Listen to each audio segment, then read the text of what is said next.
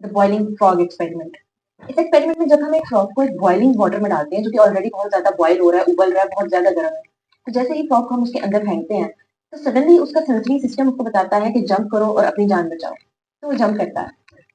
लेकिन इसी के बरक्स जब हम एक फ्रॉग को एक मॉडरेट टेम्परेचर वाले पैन में डालें और आहिस्ता आहिस्ता उसका फ्लेम इंक्रीज करें, तो वो बहुत इंजॉय कर, बहुत देर तक ये रियलाइज ही नहीं कर पाता कि उसको वहां से जंप आउट करके निकलना है।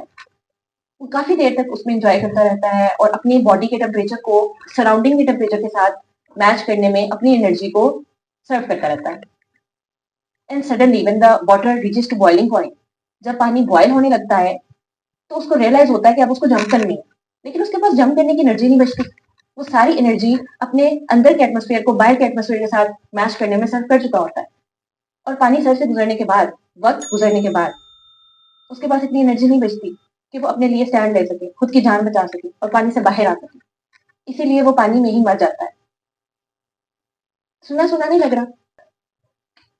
हम एज अ ह्यूमन जब किसी बहुत ही स्वीयर टॉक्सिक रिलेशनशिप में जाएं या फिर सडनली अपने साथ बहुत कुछ गलत होता देखें, लाइक फॉर एग्जाम्पल किसी ने हमारे सर पे गन रख दी, हम फौरन रिएक्ट करेंगे।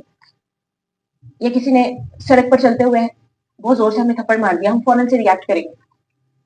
लेकिन समटाइम्स इन रिलेशनशिप्स जब हम आहिस्ता आहिस्ता टॉक्सिसिटी को अटेन करते हैं, हम अपनी बॉडी को बाहर के अननोन और न्यू एटमोस्फेयर के हिसाब से ढालने की कोशिश करते रहते हैं, knowing that this is not right. ये जानते हुए कि वो एटमोस्फेयर हमें टीज कर रहा है, ये जानते हुए कि वो एटमोस्फेयर हमें अंदर से तोड़ रहा है और हमें डिप्रेशन में लेके जा रहा है, लेकिन हम मजीद डेली बेसिस पे लड़कियां उस एटमोस्फेयर को बर्दाश्त करने में और अपने आप को उस हिसाब से ढालने में लगी रहती है।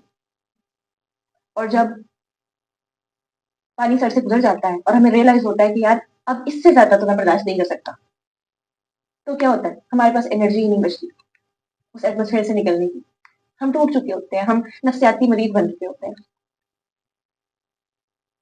अपने लिए टाइम पर स्टैंड लेना सीखें, ना कि वक्त गुजर जाने के बाद।